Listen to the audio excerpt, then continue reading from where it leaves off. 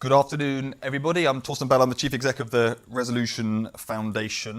And I first of all just want to say thank you for coming to spend some time with us when there was a clear alternative, which is to waste 3 hours of your time looking at the interweb while people pointlessly speculate about whether a general election is about to be called, which only about 4 people in the country have the answer to, and none of them are on Twitter. Because even though politicos are rubbish at leaking everything these days, it wasn't like that when I was a youth, they're not going to do this one, guys. So you are waiting till about 5 p.m, and we are the best thing that is on offer to keep you both entertained and informed until then. So I just want to say you've made the right lifestyle decision in every respect. Those of you who've turned up get like double points. You can't even, it'd be really rude if you're looking at your scrolling. So, you're going to be completely in a, blackout box for the next hour and a quarter. But we will obviously in a second, we are going to talk about the election, don't worry everyone, but we're not going to just talk about the election, we're going to talk about how has inflation, which obviously is the news today because some of it's come down, but over the last 3 years is news because it went up. What has that done to Britain? How has it changed? And again, by done to Britain, I don't mean what has it done to the electoral arithmetic. I mean, what has it done to Britain in terms of the effect on people, on the public finances, on our economy, and what might that be in the years ahead? So that is what we're going to talk about this morning, because to remind everybody, those of you, if you're here, you probably do know, but there was some inflation data out this morning. And had some good news, but probably not as much good news as people were expecting. And probably what you're going to hear later from us is how you think about today probably really depends on whether you're a glass half full kind of person or a glass half empty kind of person.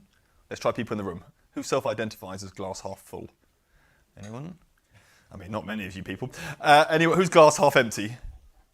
Okay, I'd put you down as like, I'd put you 70% half empty. Chris is going to join you in a second. I think you're probably right on the inflation data, but that's a bad place to be for life, everyone. Come on, perk up. Right, so James is going to kick us off with a presentation about some of what we've seen in the data today, and then also about what can we see looking back over the last 3 years, and then we've got a great panel. You're going to hear from Victoria Clark, who's the UK Chief Economist at Santander, and she can tell us quite how much markets have reacted, in brackets, overreacted to today's inflation data. And then you're going to hear from Chris Giles, who you've obviously heard of from lots before at Resolution Foundation events, who's economic commentator at the Financial Times. And if you're not receiving his great email every week on monetary policy, you should be, because it's great and I always learn something new every week. So that is the plan. And you guys can ask questions like you always do. It's on hashtag, what is it, inflation scarring. Slightly negative there, team. Let's get a perkier hashtag next time. Hashtag inflation scarring. Right, James, come on, over to you.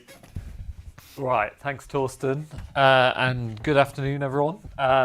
Thanks for fighting here in the rain and through all the speculation on the election. And thanks also to my co-authors. So we have a paper out on the impact of high inflation, which I definitely recommend people look at.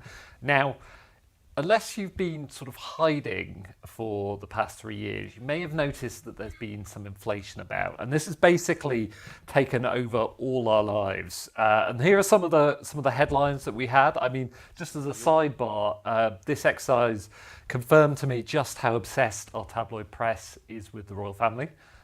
So they're also all over here, but inflation is a close second, I think. So we've had a lot of inflation.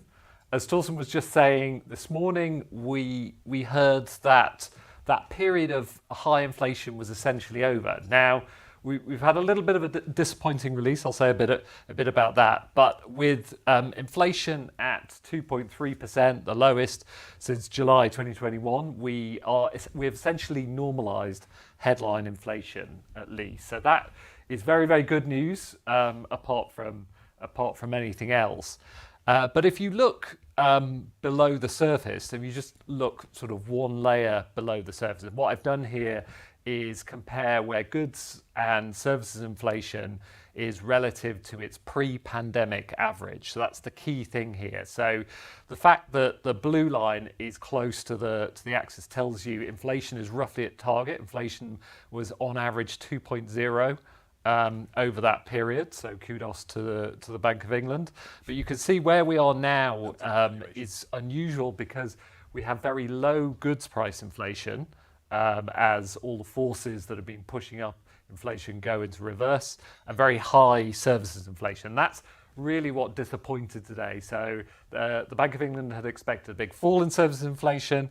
Instead, it ticked down very slightly, but is looking pretty sticky. So that's their key measure of domestically driven inflation, and that's why that's a key thing to watch. So good news today, as Torsten says, in a glass half full way, but troubling news on how sticky inflation might prove. But if we zero in on what's been happening to the actual level of prices since the start of this high inflation period, you can see there's been this really huge tumultuous change in what's been happening to prices. So overall prices are up 22%, and that's 15% above a level that would have been a continuation of 2% inflation. So that's, so we've had this extremely high, big changes in prices, big changes in what we pay for at the shops, and now is a good time to really step back and say, what has this more than a decade's worth of inflation in 3 years, what has that done to reshape our economy? Now, the most important part of that, and the key thing you need to keep in mind, is that this inflation has come with really high large increases in relative prices. And what I've done here is picked out particularly energy and food. So energy is up now nearly 70%. It's come down a lot. We expect a bit more of that to come. And food is up half as much again as overall prices, more or less. So we've got really big rises in those relative prices, and that's really making life more expensive, and making life more expensive for everyone, but particularly for those on low incomes who spend a higher share of their overall income on those essentials. And at the same time, we've had wages failing to keep up with those overall increases in prices. So wages are down something like 2% since the start of the pandemic.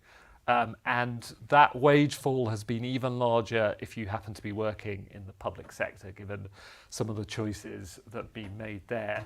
Interestingly, wage falls haven't been quite as large for those working in lower paid occupations. So this chart just shows you across the distribution of occupation by hourly pay just how much real wages have changed since 2021. You can see a very sort of progressive slope to this, reflecting both the minimum wage and some tighter hiring conditions for some of those low-paid occupations. So a sliver of good news from that sense, but the big picture is everyone has done badly in terms of earnings. If I look at other elements of income, you can see that earnings are very much down, so that's the blue line at the bottom here. But there's again been welcome news on benefit income, which has been very volatile, but it has tended to keep up with inflation through this period as a whole. So the decision by the government to continue uprating benefits has been in line with inflation, has been a very important one. We got another big uprating in April here, just a month or so ago. So the other interesting part of what's been going on with income is there's a huge rise in interest income. So if you have savings, the fact that the Bank of England have increased interest rates so much means that you're now receiving much more by way of income. And the increase is something like 40 billion on an annualized basis by the end of last year, with most of that in cash terms going to the top of the distribution. So there's been a lot going on with incomes overall, but they have fallen over the past few years, and the bigger picture here is this sort of longer period of post-financial crisis stagnation, and this period has done nothing to reverse that. In fact, incomes are down. Now, you might expect in the face of really high inflation, falling incomes, that you get families actually going out, borrowing some more, potentially using their savings to get through that period. But what we've actually seen is the opposite. So as incomes have fallen, this red line here basically shows you that spending per head has fallen nearly 5%. And that's basically families getting more cautious in the face of the cost of living shock. And what we've seen is the saving ratio quadruple relative to its level just prior to the pandemic. And if we'd continued saving at those pre-pandemic levels, we'd have spent something like 50 billion more last year than we did. So 50 billion more in saving relative to those pre-pandemic levels. This is really different to what's been happening in the US. So if you focus on the US here, you can see that consumption spending has increased a lot since over the pandemic period and up to towards the end of last year. And you can see in this dark green bar that a lot of that is driven by much stronger incomes there. So the faster recovery, the boost to income from some of the policy measures have pushed up spending. But the light green bars also show you that the saving ratio has fallen about 2 percentage points. And that has contributed to higher consumption. Whereas in Europe, we've become much more cautious, save more in the face of that cost of living shock. So that's really changed the behaviour of British families in terms of how we think of them as the kind of key driver of overall growth. So you might think to yourself, families have saved more, they've got much more expensive essentials. How on earth have they coped through this period?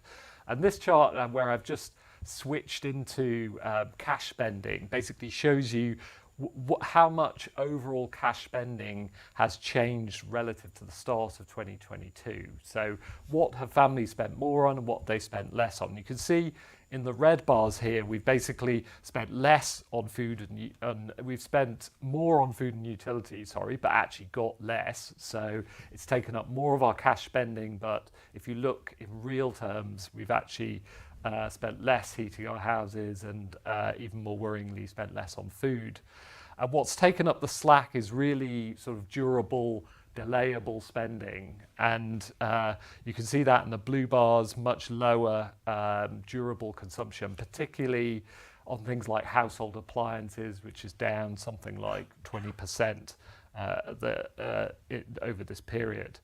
And if you actually fast forward on to the end of next year, where we had some easing of the cost of living pressures, what you saw is that families didn't go back to that delayable, durable spending.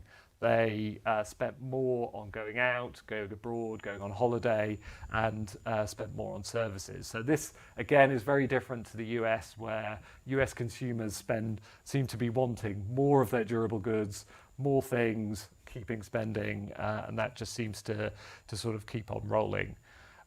Finally, on the public finances, you might have expected high inflation to actually boost the public finances. You look on the left of this chart, that's what happened in the 50s and the 70s.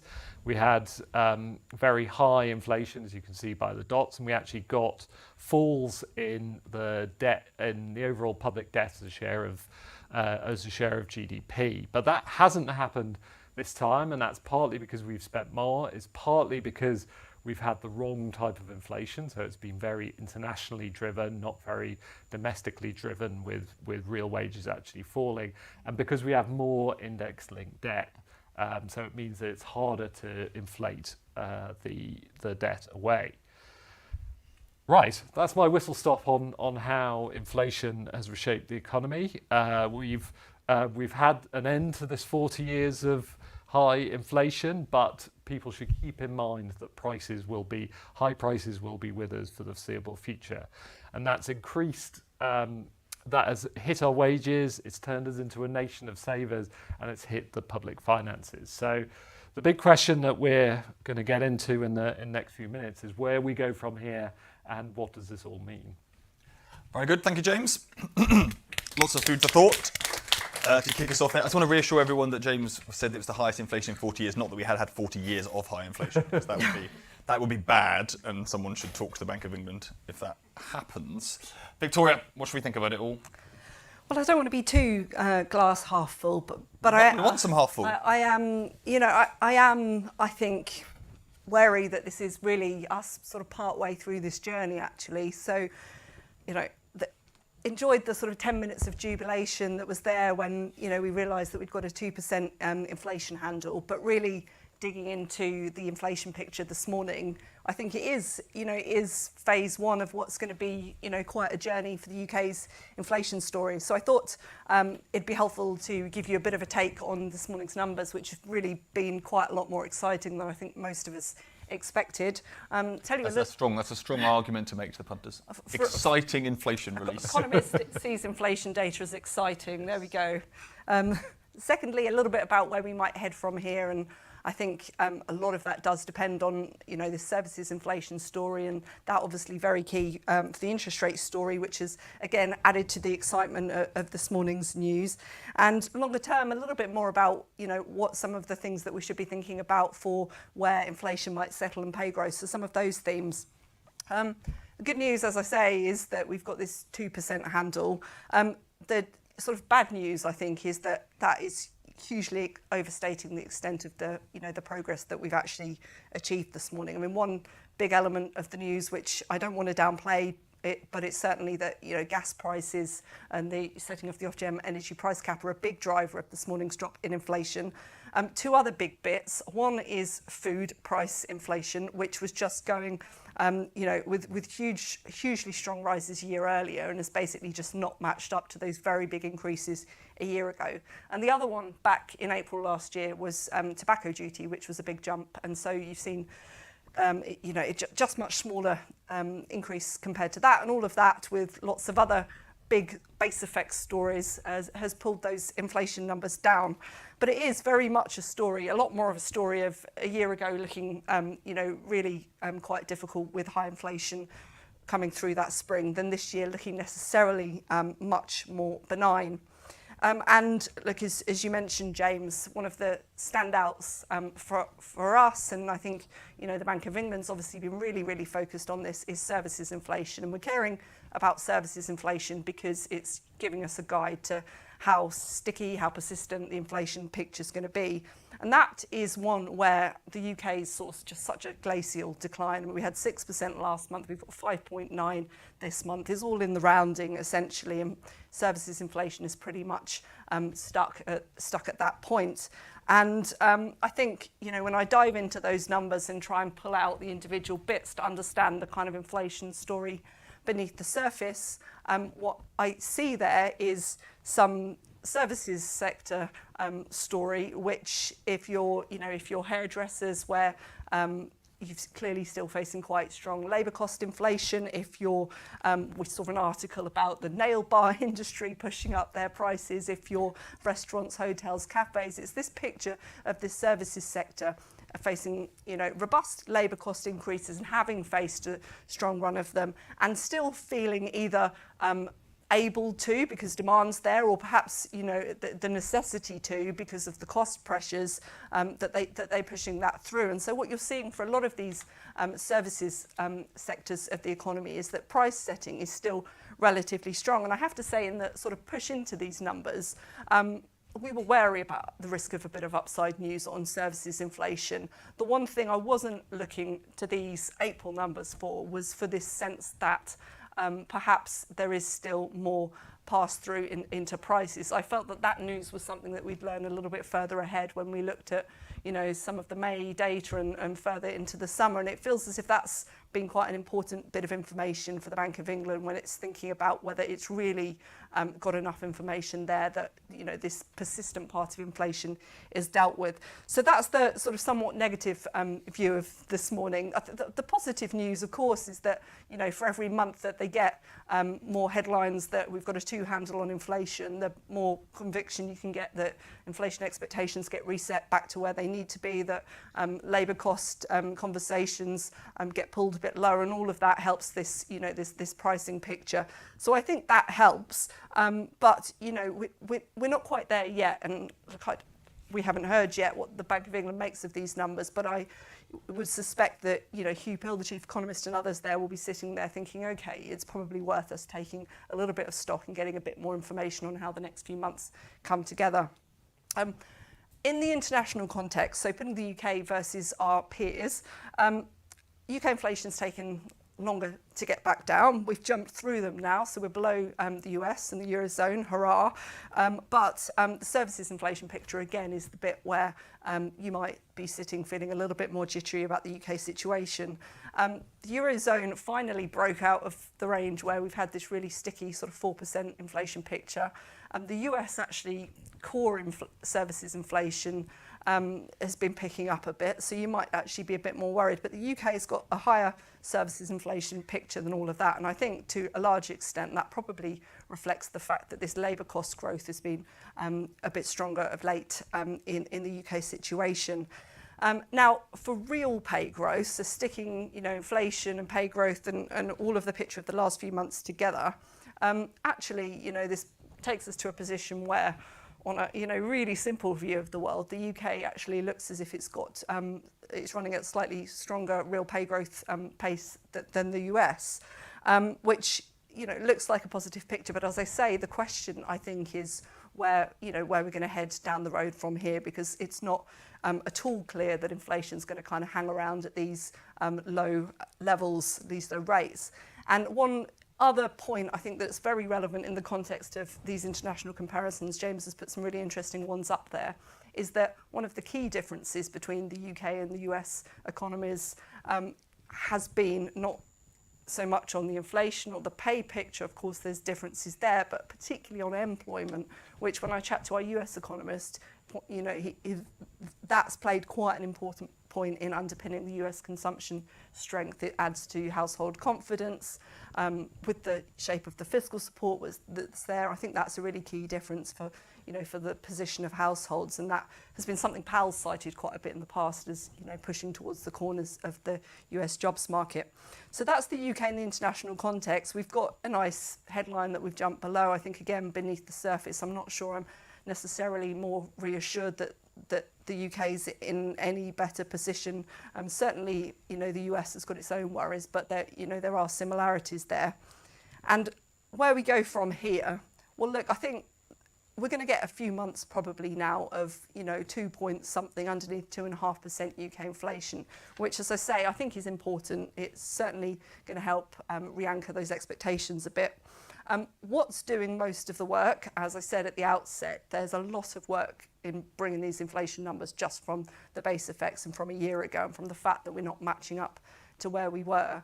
Goods inflation, as James showed very well on his chart, has come down sharply. I think that the risk now is that that's bottoming and picking up through a little bit through the back end of the year, while services inflation has this glacial pace of decline with labour cost growth still quite strong.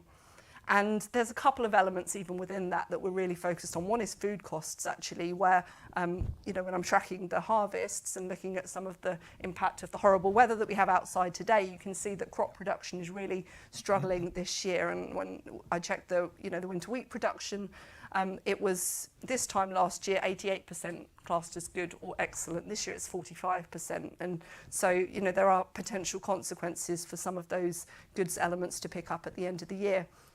So you have that. You take the base effects out. Services inflation comes down a little bit too slowly because of solid pay growth, and all of a sudden we go from a picture where we've got a few months of more comfortable inflation to inflation picking up to something like 3% at the end of the year, which isn't, disaster zone from where we've been. We've obviously got used to some much higher prints, but it's uncomfortable because that's the Bank of England back on the brink of writing letters explaining upside misses, and should all have therefore consequences for how rapidly interest rates can come down. And that's been one of the key adjustments that we've seen in response to today's UK data, that the financial markets have decided that the chance of getting quite so many UK interest rate cuts this year has been reduced, and they're now seeing not even 2 full quarter point cuts by the end of this year. So that's not especially helpful.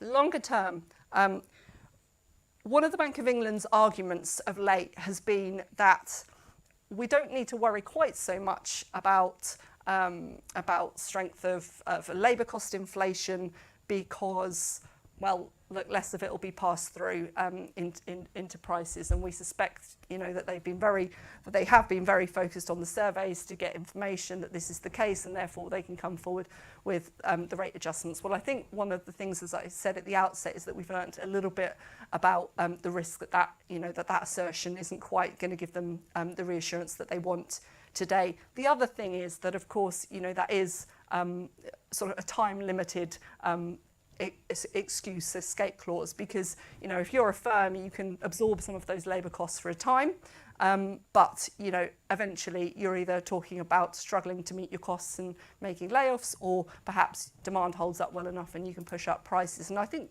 at the end of it all, this is something that we need to be super focused on. And at this stage, with labour cost inflation coming down quite so slowly, there is still that risk there that we jump in, ease policy, demand's still there, and that we see another wave of a bit more inflation later in the year. So look, I'm very nervous still at this stage that this is the next phase of the inflation battle, not you promised us glass half full. Glass half full. I'm putting you in the empty category at the moment. Oh, okay. The better news, I think, Hey. is that I think what we really need to look at is all the extremely innovative ways that households and businesses actually have thought about the last few years and these cost of living challenges. Whether it be your local cafe that's gone and turned off its fridge and be a bit more creative about the way that it's using its inputs and its energy. Households have been forced to some extent, but also adjusted their behaviour. And I think on the skills and AI fronts, there's some huge developments coming down the line. So look, with a bit less inflation, with perhaps it's lots of politics on the agenda, and also lower interest rates to some degree on the agenda, there is scope for us to have a look at this really difficult to tackle productivity growth challenge. And I think in the end, for me, this is still the huge focus. Without that, there is a risk that we're going to be running with inflation a little bit hot for quite some time. Great, thank you for maybe there's a tiny bit in the glass. But, right, I know that Chris isn't getting really perky, so just to warn everyone. Okay. Tell us a bit about the election, given that these guys have been very impressed. Aren't you impressed? Two of them, no mention of an election. Chris, over to you. Thank you, Torsten. I'm going to talk about two disasters, I think, about this inflation period, and then where it goes from here. So the first of all is a disaster for society, but an unavoidable disaster for society. I think the whole period, as James showed, you need to think about this in levels terms, not in change terms, and we've had 10 years of inflation in 3, so the price level is where it should have been in 2031, and it's only 2024. So that is very, very, very difficult for people, because people weren't expecting this in 2021. They didn't expect prices to be 21% higher now than they were then, and they certainly didn't think gas and electricity prices would be 50% higher, or food prices would be 30% higher, and particularly for the lower half of the income distribution, this is a disaster, because it is where they spend a much larger proportion of their money. So it is very difficult, even though at the moment, with goods prices and energy prices falling, their inflation rate is probably lower than the average inflation rate right now. But that again shows that talking in annual terms is not necessarily the right way of doing it. I said it was an unavoidable disaster, because the alternative to having prices rising when we had a massive global shock of goods prices, partly caused by the pandemic, supply chains, and also a very large increase in the demand for goods in 2021 and early 2022, because if the Bank of England had responded such that we didn't have this 20% increase in the price level, then it would have been a worse outcome for probably almost everybody, but not everybody. It would have certainly been a worse outcome for people who would have lost their jobs, because demand would have had to go through the floor. And almost certainly for the vast majority of the population. So I think it was pretty unavoidable, and it was probably the best way to take this terms of trade hit that the UK in particular faced, because we especially use a huge amount of natural gas and import it, was through the price level rather than through incomes. And it did mean it was quite spread out across the population, even though the poor were hit harder than the rich. So I think that was the unavoidable disaster part. Why is it a disaster for government? Well, one thing that we have learned, and we haven't done studies of people in public attitudes to inflation really for very, very many years, because we didn't have a lot of inflation in advanced economies, but they're all coming through now. And the key thing, which all of them says, is that people hate inflation, really hate inflation, viscerally hate inflation, to the point where they would much prefer a recession and other people to lose their jobs than for their prices to rise, and for them to have to think about price rises and work out what they have to do to avoid them or minimise the effect they have on them.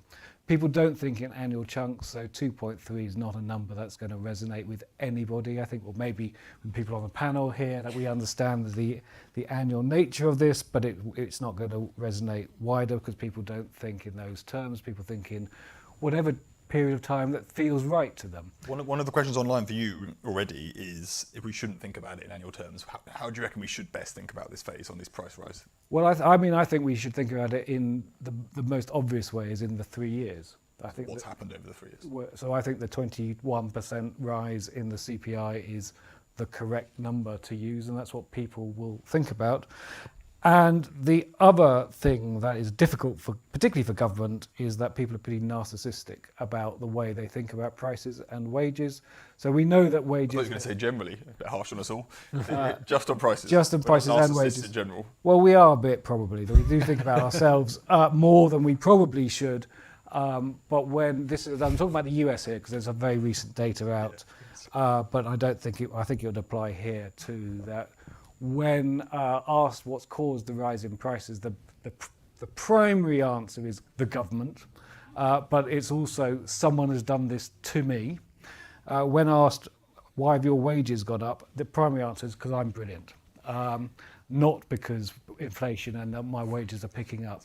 So this again gets very difficult for both the Sunak administration in the UK and the Biden administration in the US, if they're fighting against this public attitude that wage rises were because of me and price rises were because of you. And then add to that people who face interest rate costs. Again, people just think if they're making benefit on their saving, well, this is just a return to normal. I'm getting my savings. Yeah. I'm getting what I should have got, but I wasn't getting for ages. And if they're paying more out through their mortgage, they're saying the government has messed up somewhere. People also don't look abroad, so they don't see that the UK situation, even though it's been slightly worse than other countries, but only very, very slightly, it's really a global shock in advanced economies. And they don't see that, even though, and politicians can say however long and they could shout this is a global shock, and they're right, but the public will not be listening very much to them. So I think it's a disaster for government, and I don't think a politician is very sensible thinking that this is going to be the saviour for their election campaign, if that is going to be called today. Where's it going? I'm still reasonably optimistic in the UK that this is a bump in the road on disinflation rather than something that's really going to stop it. I think headline, as Victoria said, headline inflation coming right down is going to, over time, take away the real pressure to push up wages as fast. And I think that will break the spiral between wages and prices that we're seeing a little bit of, particularly in services now. It might take longer than we think, but I don't think that sort of better outlook has gone away. And I also don't think the Bank of England is going to, and I'm going to use this term advisedly, screw things up by panicking too much about this. They're clearly, I would have thought, not going to cut in June now because they clearly would find that very hard to justify. And I'm not going to make a comment about whether it's August or September, but I think they're still at some point when they have You're enough. like an NPC member. I think. Well, are you data dependent? No, but they're too data dependent. I think they should be probably a little bit. So if it was me, I would still go in June because I think because I think that the underlying picture is probably still this is a bump in the road rather than that. And even if you cut by a quarter, you've still got a restrictive policy. So you can then stop. And I don't. So I would still go in June. I don't think they will. So They'll be scared. So they'll be scared. Well, what keeps me up at night or in the inflation data? Three things. One is what's happening to private sector rents. They really are rising incredibly quickly, and it does feel as if any sort of excess demand we have in the UK goes straight into rents, which obviously suggests our housing policy is completely crackers. Secondly, our wage levels, not necessarily the growth rate, are higher than relative to the start of this process in 2021 than they are in the Eurozone and actually in the US relative to prices. So we don't have a lot of leeway. I think it's okay, but we don't have a lot of leeway, so I can get a little bit scared there. And my third thing that keeps me awake at night is that the Bank of England maybe does screw things up and keeps interest rates too high for too long, and that stops us having a recovery that we should have. Now, those three things are not consistent, but that just shows that I'm like the rest of the UK public, and I'm not consistent all the time. None of us are consistent. Thank you very much, Chris. Excellent.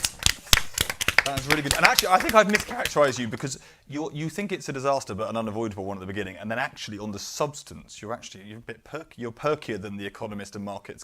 Markets have basically gone off today into we're all completely doomed, that inflation's totally embedded on the basis of one data. I'm being a bit unfair to markets. Sorry, markets. But they've gone a bit loopy this morning. And you're basically saying they should all calm down. Yeah, I think it's entirely right to price out June because I think the Bank of England would find it. You think it's right to price out June, even though because they're market participants, they're trying to guess what people actually do rather than what they think. Yeah. So I think it's right to think the Bank of England isn't going to do it, even though I think it still would be something where I on the committee I would vote for. But I think it's quite odd to price out next June. To say that next June's interest rates have now changed the level that you thought that has now changed. I think it's more. They've got a rather elastic learning curve. Your comments about what the public hate more, inflation or recessions, is interesting as well, because that's probably useful for their balance of risks assessment. Should I go a bit later or a bit sooner? Yeah. The public do really kill off a bit too much inflation. The only thing they hate more than inflation at the moment is potholes. Is that the two bugbears? GP appointments. They say that, although they've been banging on about that for quite a while. But in when we're doing focus groups or events around the country, they used to say that a lot. Now they say inflation and if government, local or national, can't fill in the potholes, then we're all completely buggered. Is basically the gist.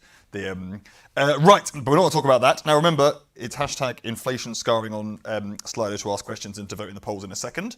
Although there's lots of really good questions already. So I thought I'm not a very imaginative person. So what we're going to do is split this in conversation into 3 Ps. We're going to do polls, i.e. elections, not polls for us lot, we'll split that through it. Then we're going to do people, what's actually happened from all of this, and then we'll do policymakers, what does this mean for Treasury and for the Bank of England, and then I'm going to weave our questions in as we go. But let's do the polls thing first of all. So here's the weird thing. So basically, government's got its first near target inflation readings since, when did you say? Since July 21. July 21. Yeah, that's a thing. That's a thing. But them going on the TV and saying that, the punters are just like, "Are you joking? Things are rubbish for me." And then the markets are even more glass half empty because they're like, "This is a bad." So, Chris, why are they, maybe announcing an election at 5 p.m? I think, look, I don't know what's in their mind, but I would presume that they think it's better than waiting and having worse things happen to them over the summer. But that's quite impressive. That's a kind of involves a lot of self-awareness and. Yeah, but politicians aren't stupid, are they? And they have a lot of skin in the game. So they have, but in general, so what are politicians like as a cohort? You've got to be a bit of a risk taker to do it. So something might turn up. So here's the counter argument. If you look at some measures of consumer sentiment, I can say that, they have I don't want to overdo it. People are still quite gloomy. They're really angry about the inflation, but there are some signs of it starting to pick up. And as James said at the beginning, they're British consumers have been really gloomy. So I could tell myself a story of let's wait, something will turn up, maybe it'll be fine. So why not? What would you do? Come on, if you were the Prime Minister, you go now or October. Those are your only choices because life's not fair. I don't think I'd ever be Prime Minister, but the one thing... You are, though. You found yourself there, so which one are we going to do? The one thing I would say on inflation is that there seems to be a really short window there where you get a you don't want the bounce back. You get a 2 point something, low 2 point something CPI inflation reading, and I don't know who's giving them their sort of latest advice. But if you're looking at that, and various economists are saying, look, this is bouncing up. This is almost the kind of best it gets on inflation. You've got that, or you've got something better could happen, and maybe this is the. So you think they're hypersensitive to inflation rates because they don't want to have an election where it bounces up to accidentally hits 3% again? Look, I'm not sure about that, but if you're doing it on the basis of the inflation picture, and today's obviously the inflation numbers, then that may be something that's relevant. It is a short window of low CPI close to 2%. This is like micro. This would be called fiscal fine tuning, election fine tuning. Right, James, why don't you take this one? Do you think is there any chance people will be feeling better off by July if we get an election? What do you reckon? Well, so we've got real wage growth of close to 3%. That's above pre-pandemic levels at the moment. By the way, it's very hard to sustain real wage growth if you don't have any productivity growth. So that's the thing that Victoria is rightly flagging is the kind of core issue here. But we should get now a couple of months where inflation dips down, goes potentially below target, and the combination of some pretty strong wage growth, some better GDP numbers, that should make a better picture. Whether you're heading towards a worse picture later this year, I think is a bit, I think there's a good chance you get some lower inflation, some more of this comes along. But I guess the kind of big thing that has changed for the government, if you're sitting in Downing Street and you're saying, well, what I'd like to do is come into the election having done another set of national insurance cuts. What's come along here is a combination of higher interest rates. So we got more of that today. So since inflation, particularly in the US, started to surprise to the upside, interest rates have gone up. So that's probably getting on for 10 billion to the deficit, or numbers of that sort of order of magnitude. And on top of that, you've basically got really weak productivity data that are potentially clobbering the public finance as well. So it looks like the dream of cutting taxes is heading off into the never, and that's something that potentially was keeping them hanging on. I would nudge you. So my only slight nudge on that is we should think about. I think what's changed is where tax cuts appear. So if you think that you're going to get a worse set of fiscal forecasts if you ask for forecasts, then you drop your plan to have an autumn statement and a later election, which is basically what's happened over the last 6 weeks for the reasons James is outlining. Basically, you can't ask for that forecast unless you're sure it's going to give you the headroom, because you can't accidentally have a forecast when you're like, oh God, it's turned out the wrong way. That's socially awkward for everyone. So you can't do that. And what's happened is but I don't think that means we won't get tax cuts, because there's still a manifesto to do. And what's the advantage of a manifesto? No forecast update. So you can run a manifesto, you can say, I will take disability benefits off those with mental ill health, and it can fund tax cuts. I'm not saying that's definitely going to happen, but I think it's not impossible you still get some tax cuts in a manifesto, even if you can't have an autumn statement. And even if the IMF will tell you you're naughty, as they did the other day for doing so. Chris, what do you reckon? I think actually I'm going to contradict what I earlier said. That was quick. to be really in terms of, are you going to feel better off in the next 2 months? I think the answer is no, because we've just we are just having some monthly pay increases, and there have been some wage increases. But the period where you actually saw really big real wage growth was the second half of last year. So you've had it. And that didn't help the politicians. Well, it didn't help the politicians who are in power at the moment. So I can't see how the next 2 months will. That is true. So unless you're on the national living wage, you haven't had that. Your basically pay increases were largely. That's like big NHS bonuses. So it all gets back to this whole timing issue about what is the relevant time to choose, and the fact that the annual data is looking positive at the moment. I don't think it's going to make people feel better in the next 2 months. Okay, very good. Right, let's go from. By the way, if people in the room want to ask a question, you can put your hand up or put it online. So let's go on to people rather than politicians and polls. So I'll break this down into. Let's do consumption first, because it is quite a big surprise. I mean, the chart James showed you of 4.7% fall in consumption is really chunky. I mean, that's really chunky over that period, and it's surprising that so little of that is driven by income falls. Remember, the income falls haven't been as big as we feared, right? Partly because the savings income has grown so strongly, and the government did protect the real value of benefits generally, right? So, and wages have been stronger. So the fall in incomes is still terrible over like a long period of time, 5 years, but it's not as big as we feared. But the consumption fall is absolutely massive. And those of you that, and I'm looking around the room, we've got a good mix here. Some of you are looking too youthful, but some of you are not. There's no problem with that. But like, you know, when I was growing up, people would have said, "Oh, the British consumer will just keep spending whatever," right? That was the basic framing, and they haven't, to a really staggering degree. So, before we get on to the makeup of that consumption, just on amount, Chris, are you surprised by how much consumption is? Because this is the reason to be your optimism, which is the UK is not the US. We can get rid of inflation. Sorry, can I ask a question about the consumption? Yep. We're talking about savings, but Yep. are the savings not being done by the more wealthier? I'm coming on to that. We've got a good question on that. I promise, sir. But it's good. That's good, spicy, getting in there. We're going to come to who is doing the savings in a second. That is a really good question, though. And the sneak peek, the answer is we don't know in the short term, but that's good. But go on, Chris. On consumption falls, why is it so massive, and do you expect it?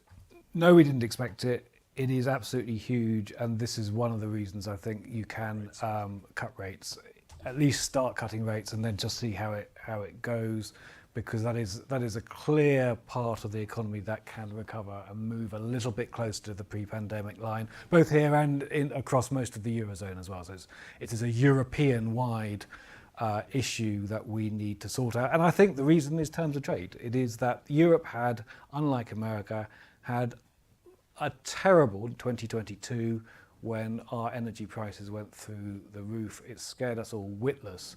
We said, right, we need to hunker down. That was actually very resilient of us all, but it is over now. And in fact, we are, to use Hugh Pill's, when he rather unfortunately said we need to accept that we're poorer. Well, now we need to accept we're a bit richer and go out and spend a little bit more. I think because we do have the capability in our balance sheets.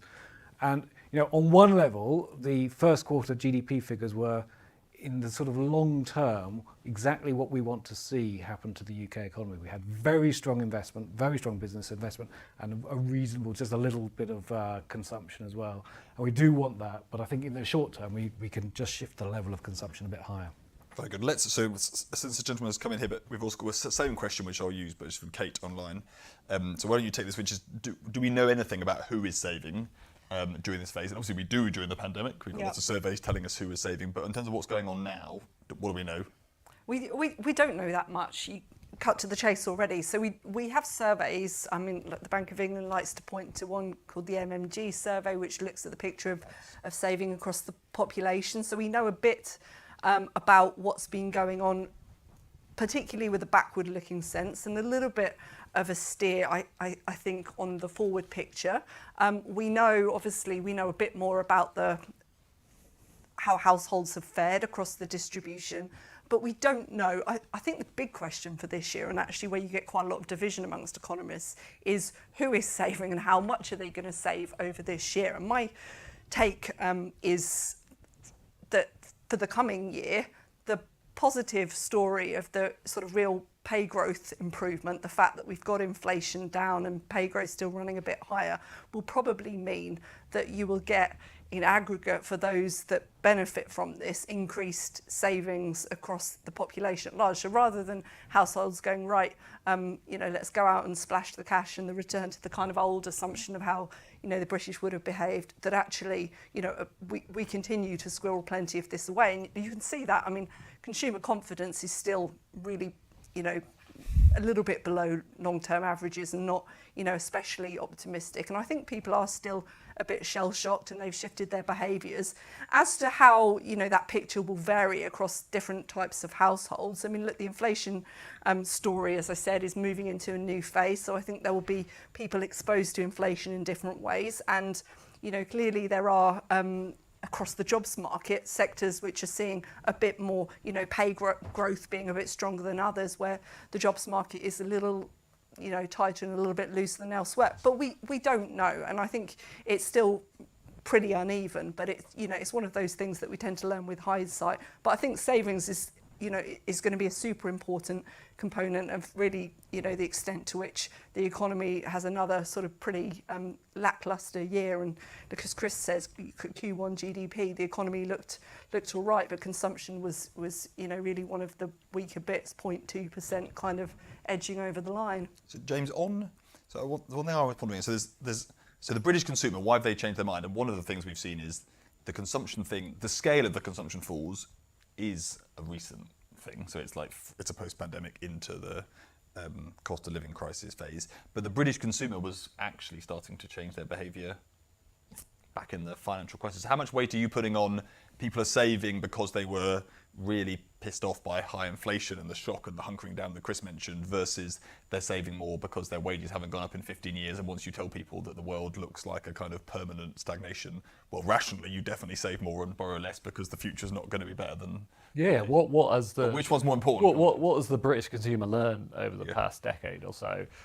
They've learned that incomes are not going to go up very quickly. They're going to struggle for pensions in retirement. So there's lots of factors that sort of push you towards saving more. But the overall weakness of the economy, that is probably a key reason why that hasn't happened to a really large degree. And what I suppose is really interesting in all this is just how different it's been in the US relative to where we've been in the UK. So, one idea you can have in mind here is the pandemic response was so aggressive in the US. What US households basically learned was that if a shock comes along, we're going to have money pumped into us. We're going to have stimulus checks. We're going to have giant payments if we're made unemployed. We're going to be, we're going to have a whole new investment strategy. All these things are coming along. What's happened in Europe is, yes, the government's going to step in and shield us from some of the pain here, but we're still going to have a pretty weak economy. And you can see, if you look across countries, and we do some of this in the paper, where there's been that faster recovery. There's also been lower saving. Now, obviously, incomes have been strong as part of that, so it's really hard to disentangle. But there seems to be something about how fast that policy response really has impacted on the US. Yeah. Chris, here's one for you, which is, so let's do two questions together. So one person's asking basically, what are you talking about? How can we possibly be, they didn't say it that rudely, but how can we possibly be saving more? Have you met my bank account, basically? Which is like, we've been paying a lot for essentials, and kind of goes to your question. So how could people in low-income households be saving? Another person has asked a question that I want to get into this, like, what are we spending our money? What's actually happening to people? Someone else has asked, basically, okay, durable goods consumption is down, but could it just bounce back? I.e., in the past, people have talked in recessions about temporarily delaying. You don't buy the new car, right? Whereas what we're really seeing, and I'm trying to link these two basically, the thing we've stopped spending money on is goods, right, generally. It appears you do all still want to go out as if you've got friends, when I know all you're doing is spending your time on social media, so I don't know how you're spending your money going out, but anyway. But that is what appears to be happening. So what do you think is going to happen next, basically, on that front? So I think the goods picture is a little bit complicated because we spent a huge amount on goods in the pandemic and rose. So I think part of the decline now is actually a payback for a very high amount of durable goods. The second question, by the way. For a high amount. Although why have the Yanks kept buying them? How many ukuleles can the Yanks have? That is. We've stopped buying ukuleles. Yeah, that is a good question. Who's saving more? Well, as we say, we don't know, but we can guess. And so I'm going to guess here, and I'm going to say it's people in the top half of the income distribution, because they haven't been squeezed as much. They have more ability to think, actually, the future might not be that bright. I think I should save more and reduce my consumption a little bit more. So I think it's a guess, but I don't think it's an unreasonable one. Can it change? Yeah, these savings rates can change for reasons that are very, very hard to predict, and they are massively important for the overall growth rate. So why do economies tip into recession? Because savings rates go up. Why do you suddenly get a boom? Because they go down. And so this is why I think there is a chance that whoever wins the next election could have quite a nice time. A feel-good boom. But they have to generate a feel-good boom. which is basically not that we get loads richer, but that we just start spending, so we feel a bit Yeah, so basically. we just think that maybe the worst is over, and we're in a new world. And this is not a political one, but whoever wins, it might be a bit more stable. Politics might Low bar. Politics might not be controlling our everyday lives. We don't need to listen to Robert Peston the whole time on Twitter, and we can go and spend money instead. And there might, of course, also be an element of the Bank of England saying, look what we've achieved. Yeah. We've got restrictive interest rates. It's taking money out of the economy. That's really what they're looking for. So this is relevant. Very good. Let's do our first poll, and then while you're voting, I'm going to take a question from a gentleman in the audience. So the first quote is, because James has given you the Resolution Foundation's answer to this question, which is Brits becoming savers was our biggest surprise. But what's been the biggest surprise for everyone else about what has happened? So there's the size speeds of inflation rising. So that's the kind of right-wing attack on the Bank of England for getting its inflation forecast wrong on the way up. Then there's the one that people don't generally criticise the Bank of England for, which is getting it wrong on the way down, as in it's come down faster than people forecast as well. Then there's the fact that Britain has ended up with the highest inflation in the G7 and the highest amongst the OECD, apart from 3. Who's higher? Iceland higher? Someone's Iceland, higher. A few are higher. Australia, I think. Very good. Expensive schnitzel.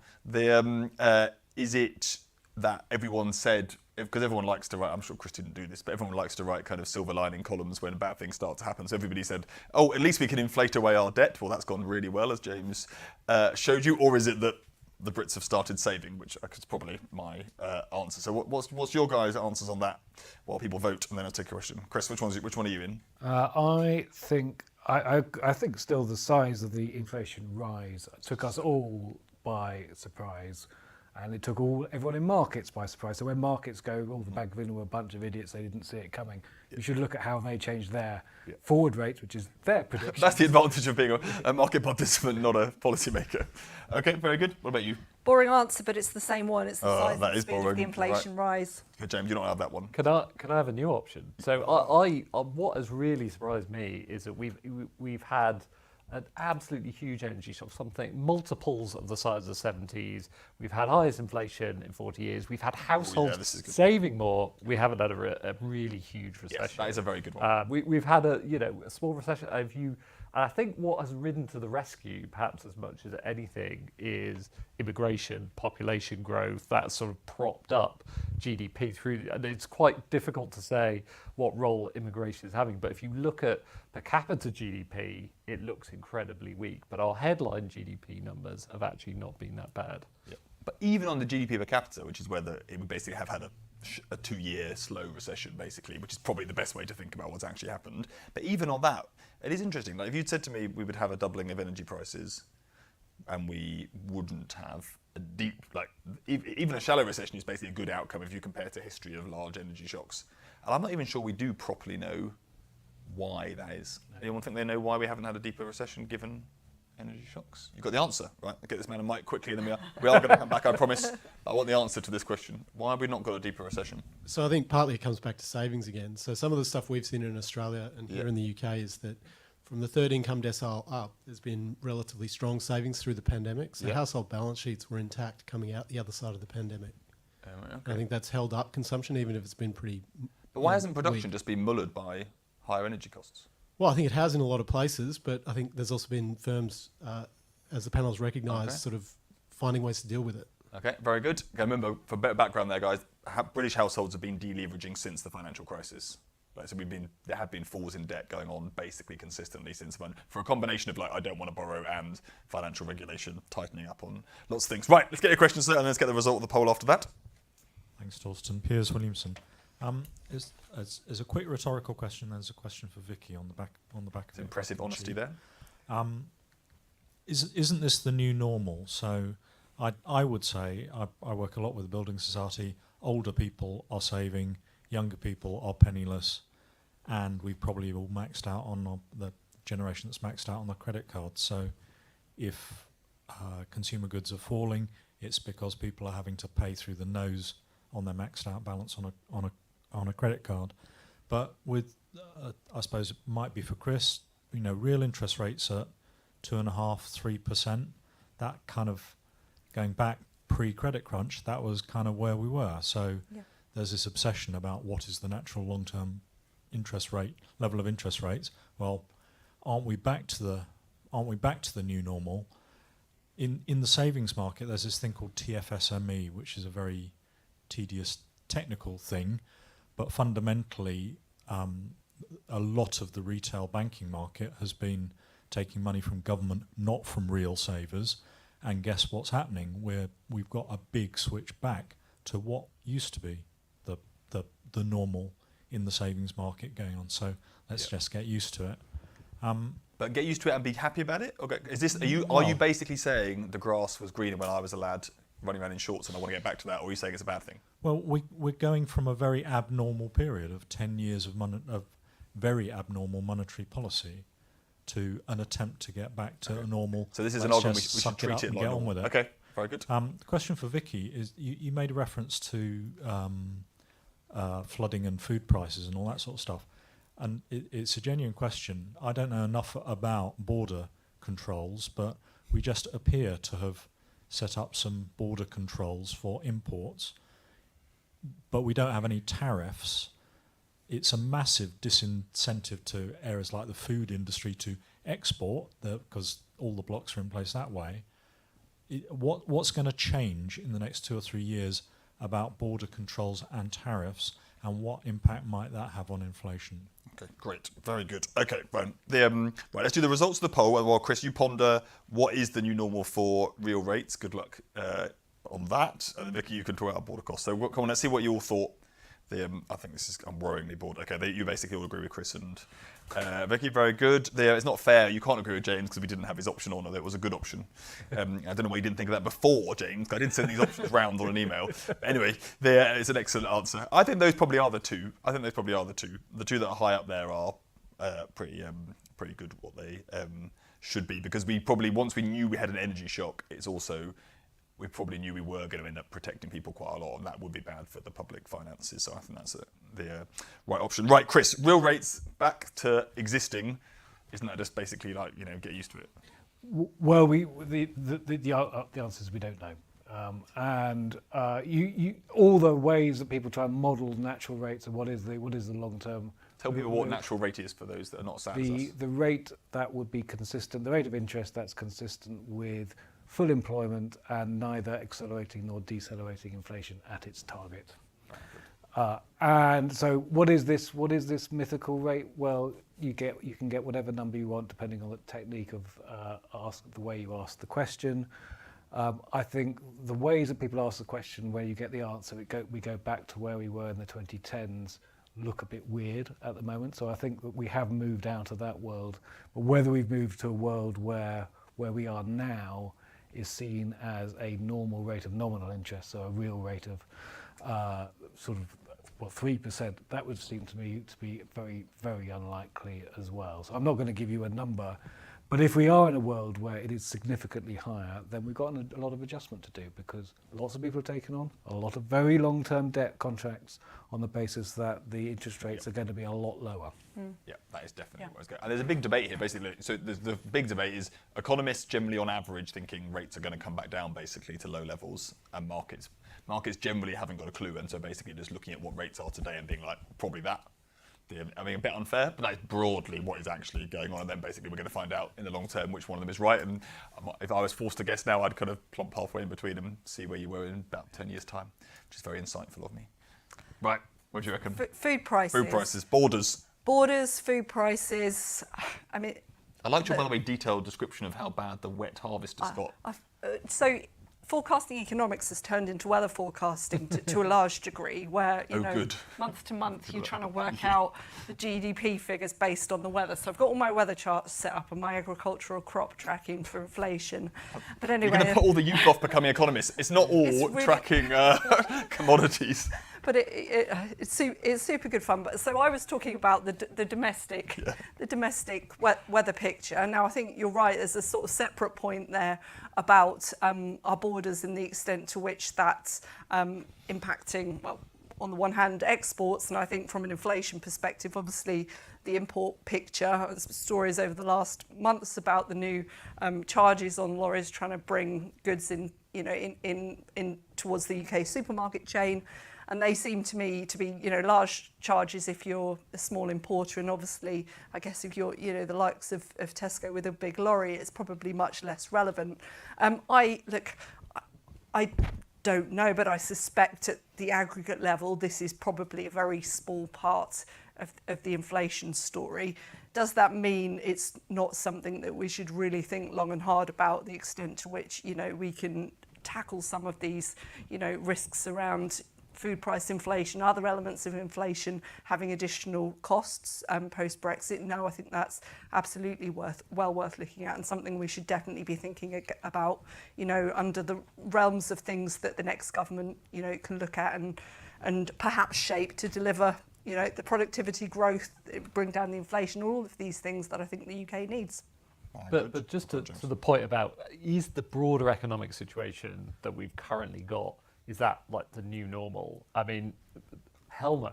I mean, surely not. So we've just been through the deepest recession of 300 years in the pandemic, and we've just had a colossal cost of living crisis. I mean, to Chris's point earlier about the government not getting away with excuses, I don't know why they don't say that a little bit more. I mean, that is actually something quite, something quite big has gone on during this period. So if this is as good as it gets, then we're in awful trouble. Very good. Things can only get better, James. Right. Okay. Well, James, why don't you take this one as well? Which a few people have said this. So let's move on to wages. Okay. So James showed you a great chart showing you progressive, but progressive in the like grim sense, in the like higher earners have had bigger wage falls. But looking ahead, so let's think about wages in the context of it driving inflation rather than like what's happened in the past. How worried are you about the national living wage rising significantly, just as, and take that into wages just generally? Yeah, so I mean, national living wage has been perhaps the success the government can actually hold up here. So what we've seen at low wage levels is, really big welcome increases, and that's just meant that in a world where almost nobody's been getting a pay rise, at least those on lower wages have been doing relatively well. Having said that, you will see some of this feeding through into higher wage growth. It's a fairly small share of overall workers. 15 is what I have in mind. So that are actually on the national living wage. So this won't be a huge game changer, but it will have sort of envy effects up the wage distribution. So it'll matter a little bit beyond the very low paid. So there will be some adding to wage growth. I think there's a really interesting thing here about exactly what that does to employment, whether we start to get some employment effects. So far, the big story of the increase in the living wage has basically been the lack of employment effect. But whether we start to see stronger hours or even heads employment effects coming through, I think that's where you might get to see some of this. For something you both raised with us earlier, so I think is one of the things we've all struggled with, and I'm including myself in this, over this period. Right? We haven't been through this before, luckily. That's why we all keep saying it's the first big inflation shock for 4 decades. And I think, and we've persistently, as a collective, wanted to be like, it will all be over sooner, right? And so that's shown up in lots of different ways, not thinking it's going to go as high in the first place, and finding it really hard to think through the phasing, the kind of distinction between, like everyone went straight from like, there's an inflation shock and to the then wage and the price spiral, whereas in fact we've seen that we underestimated the goods services split, we underestimated the differential time in which they would take place. So what is now that we might be kind of at the back end of it, so maybe it's easier for us psychologically to kind of think about, do you think maybe in retrospect we should always have thought this is going to be quite a long game, it will go through a kind of goods to wages to service inflation, and then if we get lucky and we've crushed enough consumption and demand and vacancies out of the system, we'll get there. But we should always, basically, it's long transitory, basically where it was always going to end up, and we were just going to, once this had started, it's better than, as Chris made an argument for, it's better than the alternatives, but it basically was always going to be a kind of 3-year slog through a lot of uncertainty. Or do we think this is a kind of, it didn't necessarily have to be like this, it's just, what do you reckon? Where are you on the phasing of a crisis? So I guess the one thing that's been really difficult to call, that most of us called wrong in the middle of all of this, was just how the labour market was going to do at large. Yep. And, the resilience of the labour market caught you know, By resilience, you mean wages? I actually mean the fact that, you know, you didn't see, you know, big rise in unemployment. That So the no recession question, basically. the no recession question, actually through the first part of last year, you were seeing, you know, reasonable enough employment gains. So I think that question probably underpins some of our sort of dismissal of, you know, the extent to which pay would be high and that you should have these phases. Because if you assumed, you know, that the jobs market would shake some of it out a bit more quickly, you would have probably been in a different world to the one we are now. Good. Chris, what do you think? Phasing. I think there were mistakes made. So I think, you know, it's fine to point to all the things that you could, and it was unavoidable to have an inflation, and if we tried to avoid it, it would have been worse, I'm sure.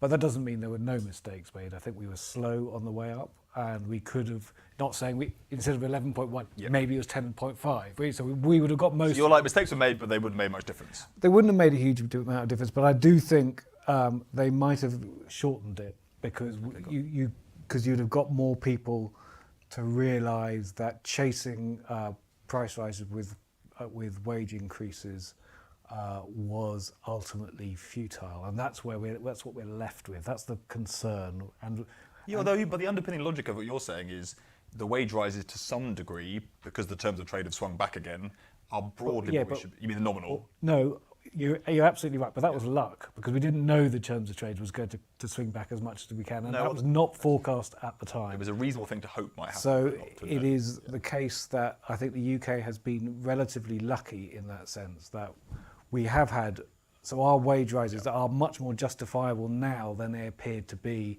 a year ago, and the Eurozone, who've not had those wage rises, really need to see them. And so you might say they're in a much better position because they can cut rates and there really is nothing to worry about in their labour market, but equally they're leaving a lot of money off the table, which they should be richer and they should be spending more. Well, that's a good question, actually. What is that? That you think that's going into profits, basically? It's gone in a little bit into profits, and then just into lost GDP.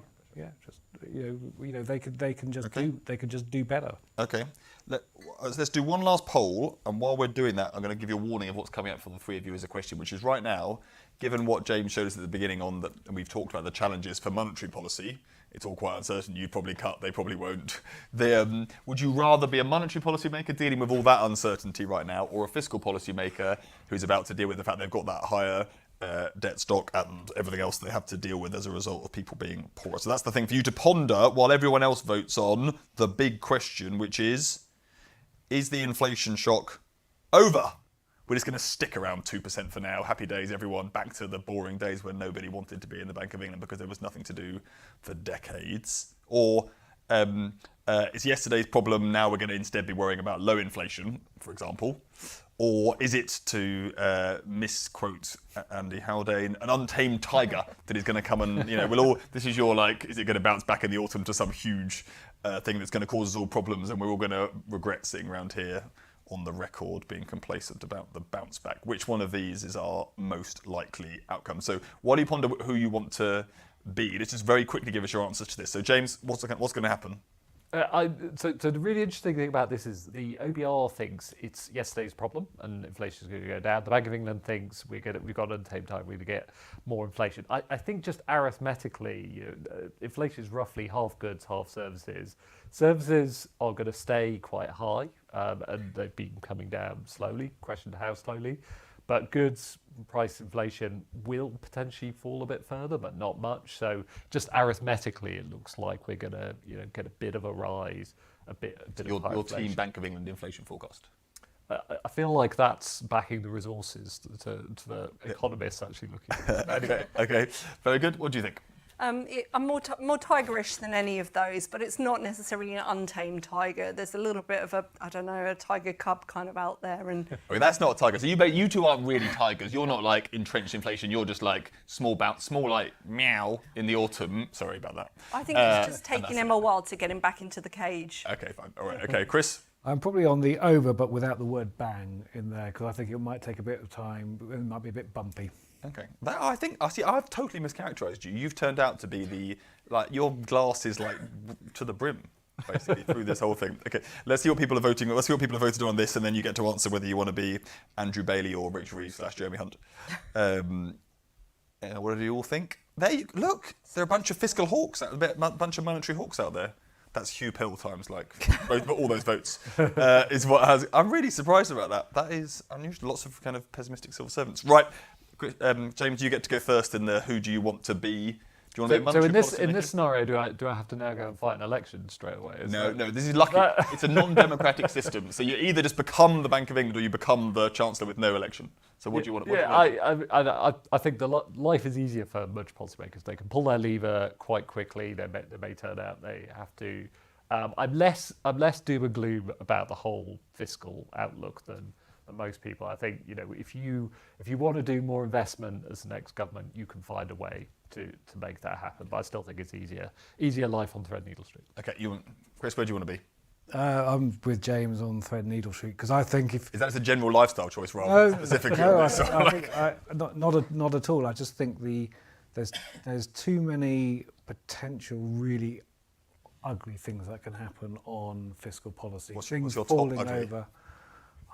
Local authorities, maybe. I mean, they're definitely falling over. That's definitely falling over. Yeah, so and big things that you might not solve. You might not sort out the health service, and that's big and expensive. That would be bad. So I think monetary policy makers are too worried about changing their mind, and I think it's quite a lot easier than they think it is. Okay. You want to be a central banker, or do you want to be an elected official having their reputation torn to shreds? Every day, their family's lives destroyed, their sense of self-worth pummeled. Which one do you want to be? So I'll take the central banker. I thought you might. And the reasons are similar, right? You've got a 2% inflation goal. You've got boundaries around it. The world is all a little bit more contained, and the goal is there. I think as a fiscal policy maker, there's just so much to juggle. They're all impossible jobs, but I'm going to choose Andrew Bailey. Okay. Well, just to make the positive case for a second, because I'm worried that Andrew Bailey is paid more apart from anything, so that James, there's more to life than money.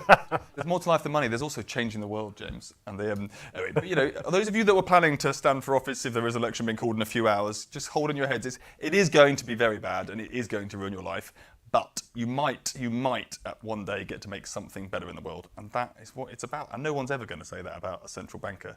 I promise. So even if you're getting paid more, you're going to go to your grave just wishing you'd made the world a better place, and that is what we should all do. Now, can we all thank our panel for giving us a better day today? Thank you very much indeed. Thank you all for coming. Go and get inflation down, growth up, and make everyone want to be a central banker and a chancellor in future.